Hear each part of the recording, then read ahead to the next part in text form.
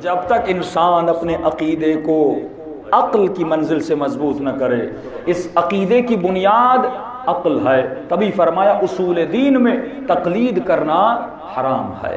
فروع میں تقلید کیوں واجب ہوتی ہے؟ کیونکہ جب آپ نے اصول کو عقل سے مان لیا تو آٹومیٹیکلی فروع میں تقلید کرنی پڑتی ہے۔ کیسے؟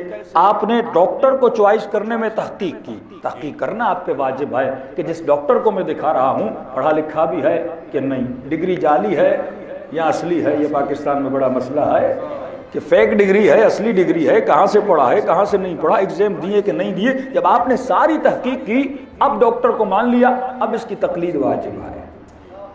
اب جو نسخہ لکھے گا آپ اس نسخے پہ عمل کریں گے۔ پہلے خدا پر تحقیق کرنی، واقعاً میرا رب ہے۔ جب آپ نے عقل سے تسلیم کر لیا، اب جو رب کہے گا اس کی تقلید واجب ہو جائے گی۔ جب رب کو تسلیم کیا پھر مصطفیٰ کو تسلیم کرنا پڑے گا۔ جب تحقیق کی واقعاً یہ اللہ کا نبی تھا، اس نے معجزہ لایا، اس نے کتاب لائی، اس نے زحمتیں اٹھائی، سارے قرائن کو دیکھو گے۔ جب مصطفیٰ کو نبی تسلیم کر لیا اب اس کی مصطفیٰ کی تقلید بھی واجب ہو جائے گی۔ اب مصطفیٰ کسی کا ہاتھ بلند کر کے کہے کہ من کنت مولا ہو فہذا علی مولا، جس کا میں مولا ہوں اس کا علی مولا ہے۔ لیکن اگر عقل نہ ہو، بندہ اگر عقل سے کام نہ لے، کل میں نے چند مثالیں آپ کی خدمت میں پیش کی کہ انسان اگر عقل کا استفادہ نہ کرے، آج ہر مسلمان کو آپ عقل کے ذریعے سے مکتب اہل بیت میں لا سکتے ہیں۔ یہی من کنت مولا فہذا علی مولا، جس کا میں مولا اس کے علی مولا۔ اب ایک طرف دشمن ہے، ایک طرف سادہ مسلمان ہے۔ سادے مسلمان کو الفاظ کی بحث میں ڈالا جاتا ہے، اور جس کا میں مولا، اس کا مطلب یہ ہے جس کا میں دوست اس کے علی دوست۔ آپ ذرا ان کی عقلوں کو جھوڑیے۔ آپ کہ یہ بتاؤ مصطفیٰ کا لقب کیا ہے؟ رحمتاً للعالمین۔ کن کے لیے رحمت ہے؟ عالمین کے لیے رحمت ہے۔ اس میں کافر بھی شامل ہے، اس میں منافق بھی شامل ہے، اس میں مومن بھی شامل ہے، سب کے لیے رحمت ہے۔ اور اس کی رحمت کی سادہ سی مثال یہ ہے، یہ جب کسی گلی سے گزرتے تھے، کافرہ عورت ان کے سر پہ کچرا پھینکتی تھی۔ اصحاب کہتے تھے یا رسول اللہ راستہ کیوں نہیں بدلتے؟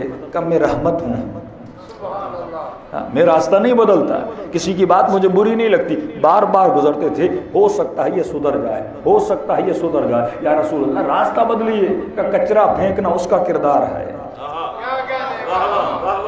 بار بار گلی سے گزرنا یہ میرا کردار ہے۔ ایک دن جیسے گزرے کچرا نہیں آیا، نبی کو یاد آئی کہ پھینکنے والی نے آج کیوں نہیں پھینکا؟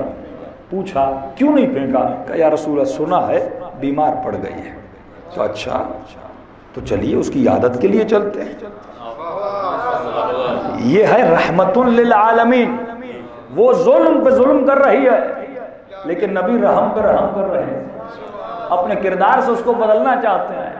کا پیغام بھیجو، ہم اس کے گھر میں آنا چاہتے ہیں۔ بوڑھی کو پتہ چلا مصطفیٰ محمد احمد ملنے آ رہے ہیں، اس نے کہا یقیناً خوش ہو رہے ہوں گے کہ جو روز کچرا پھینکتی تھی مذاق اڑانے آئیں گے۔ ہاں بھائی بڑھیا تمہیں کیا ہوا؟ اللہ کا شکر بیمار پڑ گئے، تمہارے اوپر موت آئے، کہ یہ بددعا دینے آئیں گے اور میری بیماری پہ ہنسنے آئیں گے۔ کہ جیسے رسول خدا اس کے گھر گئے، نبی نے اس پر سلام کیا، پریشان ہو کر کہنے لگی میں تو سمجھ رہی تھی آپ مجھے بددعا دینے آئیں گے، آپ خوش ہوں گے کہ میں بیمار پڑ گئی ہوں۔ کہ نہیں تو نے آج کچرا نہیں پھینکا، مجھے تمہاری یاد آ رہی تھی، میں دعا کرتا ہوں تو ٹھیک ہو جائے۔ کہا کہ اتنا رحم کہاں سے پیدا ہوا؟ کہ کیونکہ میں رحمان الرحیم رب کے ماننے والا ہوں۔ کہ اگر آپ کی شخصیت ایسی، ایسا رب اگر آپ کا ہے، اس رب پر میں بھی ایمان لانا چاہتی ہوں۔ وہ مصطفیٰ جس کو کافر کا بیمار ہونا برداشت نہیں، اتنا رحمت للعالمین، اتنی تکلیفیں دی لیکن کبھی بددعا کے لیے ہاتھوں کو بلند نہ کیا۔ اب اے مسلمان ذرا اپنی عقل سے سوچ، آخری حج ہے، حج سے واپس آتے ہیں، واپس آتے ہوئے اتنی گرمی ہے کہ صاحب کہتے ہیں کہ ہم اپنی ابا کے دامنوں کو سر پہ ڈال دیتے تھے، پاؤں جلتے تھے تو کبھی ابا کو پاؤں کے نیچے دے دیتے تھے، کبھی اونٹوں کے پالانوں کے نیچے بیٹھ جاتے تھے، اتنی شدید گرمی۔ وہ مصطفیٰ جس سے بوڑھیا جو کافر ہے اس کی تکلیف برداشت نہیں ہے، وہ کہتے ہیں کہ جو پیچھے رہ گئے ہیں ان کا انتظار کر دو، جو آگے بڑھ گئے ہیں ان کو کہو پیچھے آ جائیں، جو یہاں پہ رہ رہے ہیں ان کو کہو یہیں پہ باقی رہیں۔ اتنی دھوپ، تاریخ دان کہتے ہیں یہ اس زمانے کی تاریخ کا سب سے بڑا مجمع تھا، اس زمانے کی تاریخ کا سب سے بڑا مجمع تھا۔ کائنات میں اتنا مجمع کسی نے جمع نہیں کیا جتنا مصطفیٰ نے جمع کیا تھا، کیونکہ لوگوں کو بتا کر گئے تھے یہ میری زندگی کا آخری حج ہے۔ ہر مسلمان حج پہ جا رہا تھا، بچوں کو جمع کیا، عورتوں کو جمع کیا، بوڑھوں کو جمع کیا، جوانوں کو جمع کیا، اور اتنی گرمی میں جمع کیا، اور یہاں تک کہ کہا کہ تنکا بھی لے کر آؤ، مجھے ممبر بنانا ہے۔ کہنے لگے یا رسول اللہ اس گرمی کے میدان میں، اس صحرا میں لکڑیاں کہاں سے لائیں؟ کہ جتنی بھی لکڑی ملتی ہے لے کر آؤ۔ تنکا جمع کیا اور ممبر کو بنایا۔ یا رسول اللہ تنکا کیوں اٹھوا رہے ہیں؟ رسول خدا فرمائیں گے کیونکہ انسان اگر کسی سفر پہ جاتا ہے اور وہ سفر گرمی والا ہو، وہ مشکل والا ہو، اس سفر میں خود بیمار ہو جائے یا ماں بیمار ہو جائے یا بیٹے کا انتقال ہو جائے، جب وہاں پہ آتا ہے 10 سال بھی گزر جاتے ہیں، آپ اس سے پوچھو گے جب کربلا کے سفر پہ گئے تھے، مکے مدینے کے سفر پہ گئے تھے، وہ سفر کیسا گزرا تھا؟ یہ خود کہے گا وہ سفر بڑا سخت تھا، اس پہ ایک برا واقعہ ہوا تھا، گرمی بہت تھی، یا بیٹا مر گیا تھا، یا میں بیمار پڑ گیا تھا۔ تو جس سفر میں سختیاں ہوتی ہیں وہ سفر پوری زندگی انسان کو یاد رہتا ہے۔ نبی نے گرمی میں تنکا اٹھوایا تاکہ جب تک زندہ ہو یہ تنکا یاد ہو، اس تنکے سے میں نے ممبر بنایا تھا۔ وہ رحمت للعالمین لوگوں کو دھوپ میں بیٹھا رہا ہے، اتنی محنت کروا رہا ہے، کس لیے؟ عقل سے پوچھئے کس لیے؟ یہ بتانے کے لیے کہ جس کا میں دوست ہوں۔ عقل مانتی ہے جس کا میں دوست ہوں اس کا علی دوست ہے۔ کبھی اس کو عقل قبول نہیں کرتی کہ جس صرف دوستی کے بتانے کے لیے یا رسول اللہ مدینے میں جا کر بتاتے کہ علی آپ کے دوست ہیں، علی آپ کے داماد ہیں، علی آپ کے رشتہ دار ہیں، علی آپ کے بھائی ہیں۔ اور سوال کیا کیا؟ الست اولی بانفسکم، سوال کرتے ہیں کہ اے لوگو کیا میں تمہارے نفسوں کا مالک نہیں ہوں؟ نفسوں کا، جان کا مالک نہیں ہوں؟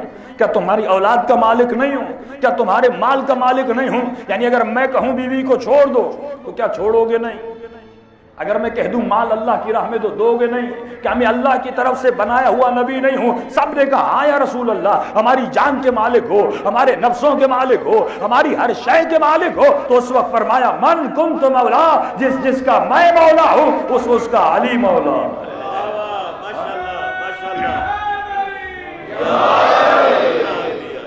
اب اور مسلمان خود سے پوچھے، جس مسلمان کے دل میں محمد کی اتنی محبت کہ اس کی جوتیاں سر پہ رکھے، اتنی محبت کہ اس کے ایک بال کو دیکھنے کے لیے لاہور میں مجمع جمع ہو جائے، پتہ نہیں کہ وہ بال مصطفیٰ کا ہے بھی کہ نہیں، لیکن نسبت ہے کہ بال نبی کا ہے، لیکن اتنا مجمع جمع ہو جاتا ہے، جوتی کی صرف شکل ملتی ہے، جوتیوں کو سر پہ باندھا جاتا ہے، اتنی مصطفیٰ سے محبت پائی جاتی ہے، زلفوں کو بڑا کیا جاتا ہے، یہ نبی کی سنت ہے، کالی کملی پہنی جاتی ہے، یہ نبی کی سنت ہے، اماموں کا رنگ سبز کیا جاتا ہے کیونکہ مصطفیٰ کے گنبد کا رنگ سبز ہے، اس کی دیواروں کو چوما جاتا ہے، مصطفیٰ اور مدینے کی گلیوں کو میٹھا میٹھا کہا جاتا ہے، یہ سارے عقیدے کی بنیاد پہ کہا جاتا ہے، محبت کی بنیاد پہ کہا جاتا ہے۔ جب عظمت احترام پہ مسلمان آتا ہے تو نبی کی جوتیوں کو سر پہ رکھتا ہے، اور بہترامی کا یہ عالم کہ نبی کو اپنا دوست کہے۔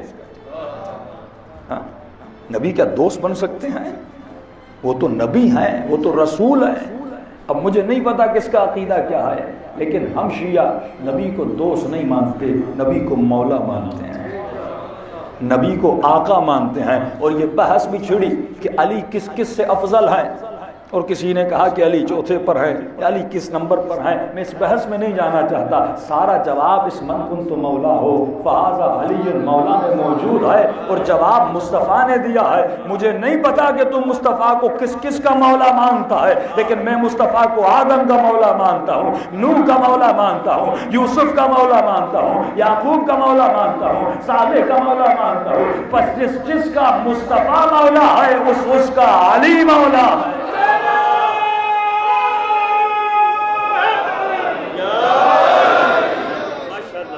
اب یہ سوچنا ہے کہ مصطفیٰ کن کن کے مولا ہیں، کن کن کے آقا ہیں۔ مصطفیٰ انبیاء کے مولا ہیں، مصطفیٰ اصحاب کے مولا ہیں، مصطفیٰ مسلمانوں کے مولا ہیں، مصطفیٰ ہمارے نفسوں کے مولا ہیں، اور فوراً کہا جس کا میں مولا ہوں بس اس کو علی کو بھی اپنا مولا ماننا چاہیے۔ اس وقت سب نے علی کو اپنا مولا مانا۔